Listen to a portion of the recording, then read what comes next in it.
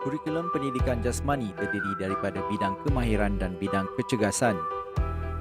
Bidang kemahiran merangkumi 75% daripada kandungan pendidikan jasmani. Kemahiran yang terdapat dalam bidang kemahiran adalah gimnastik asas, pergerakan berirama, kemahiran asas permainan, olahraga asas, akuatik asas serta rekreasi dan kesenggangan.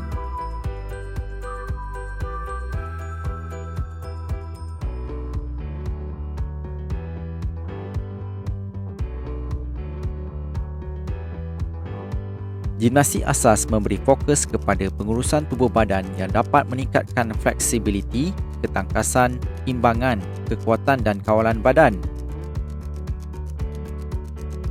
Kemahiran yang dipelajari oleh murid tahun 5 adalah imbangan dynamic flip-flop,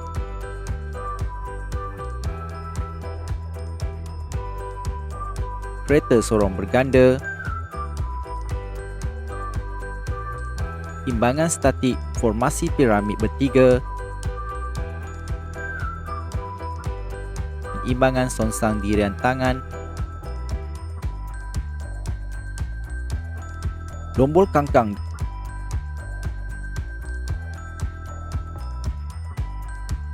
hambur Arab,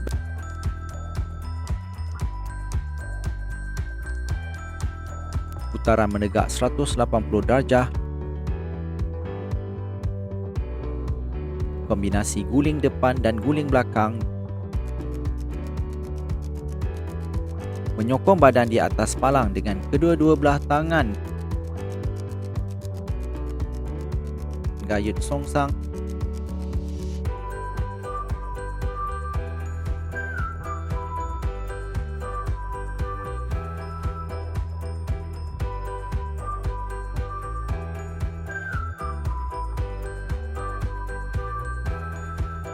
Kemahiran pergerakan berirama tahun 5 memberi penekanan kepada pergerakan kreatif bertema yang menggunakan pergerakan lokomotor dan langkah lurus seperti step close, schottische, polka dan grapevine.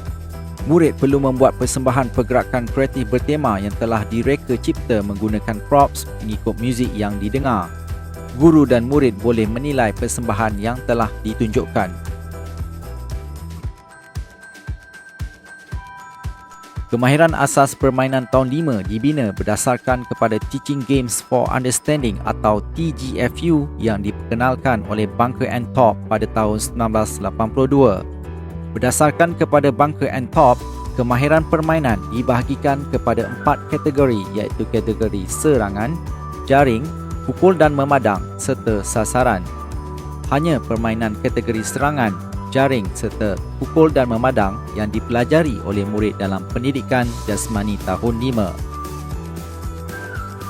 TGFU juga merupakan model pendidikan yang menekankan kepada pemahaman yang menyeluruh pada setiap permainan untuk meningkatkan tahap aktiviti fizikal, menjadikan kelas pendidikan jasmani sebagai tempat yang sesuai untuk persaingan, motivasi dan keseronokan, mengembangkan kemahiran menyelesaikan masalah dan membuat keputusan semasa bermain dan menggalakkan pelibatan murid secara aktif. Permainan bagi kategori serangan dimainkan secara berpasukan. Terdapat kawasan gol dalam kawasan permainan. Pasukan akan masuk ke kawasan pihak lawan atau melakukan serangan untuk mendapatkan jaringan bagi mengumpul mata. Kemahiran asas kategori serangan yang dipelajari di tahun 5 adalah pelbagai cara hantaran, menerima bola dari pelbagai jarak dan arah, mengelecek dan mengawal bola, mengadang, memintas bola, melakukan tackle dan mengawal bola serta menjaring.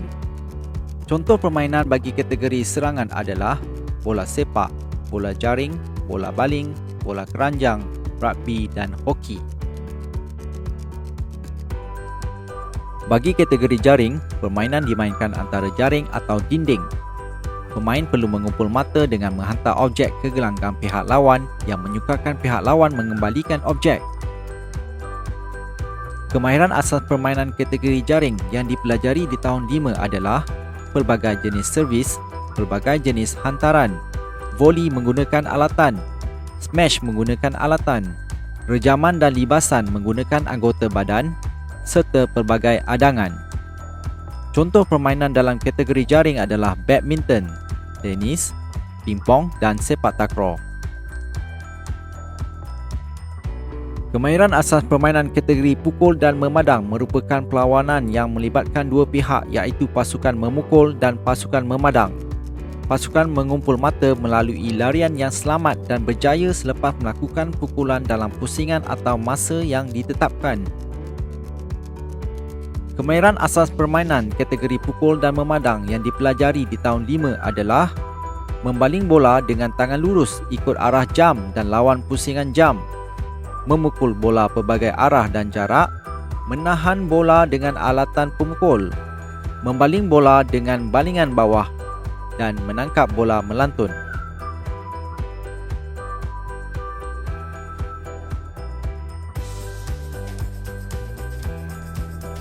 Kemahiran olahraga asas digubal berpandukan kepada kit athletics yang melibatkan kemahiran asas berlari, lompatan dan balingan.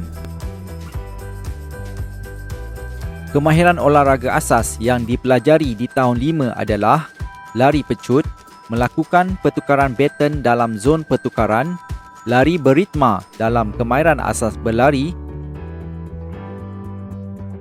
lompat jauh, lompat tinggi gaya gunting dalam asas lompatan, manakala lontar objek sfera dan lempar objek lepeh dalam asas balingan.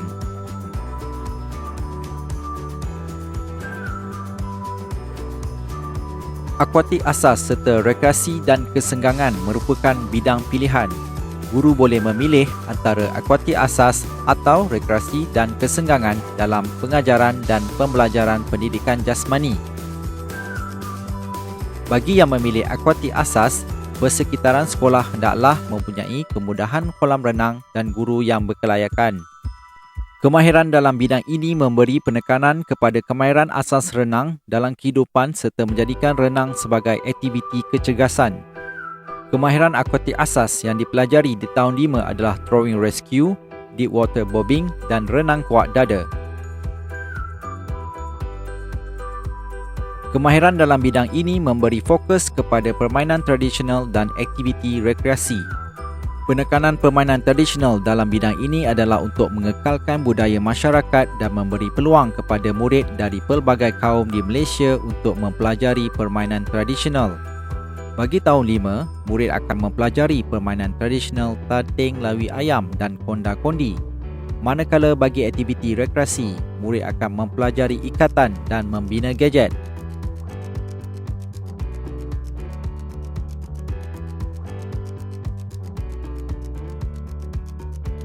Bidang kecergasan merangkumi 25% dari kandungan pendidikan jasmani. Bidang kecergasan terdiri daripada dua bahagian iaitu konsep kecergasan dan kecergasan fizikal berdasarkan kesihatan.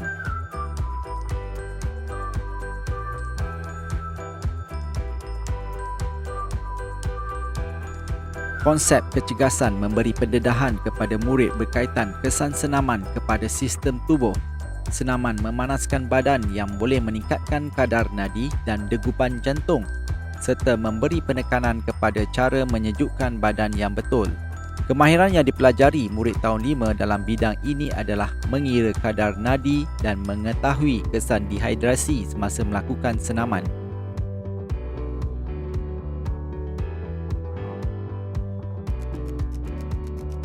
Dalam bidang ini, murid mempelajari komponen kecergasan berdasarkan kesihatan yang melibatkan kapasiti aerobik, kelenturan, kekuatan otot dan daya tahan otot, komposisi badan serta pentaksiran kecergasan fizikal.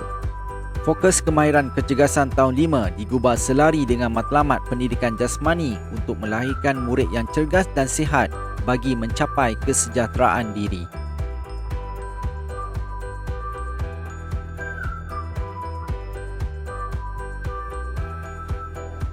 Pentaksiran kecergasan fizikal merupakan ujian segak yang wajib dilaksanakan oleh semua murid pada bulan Mac dan Ogos.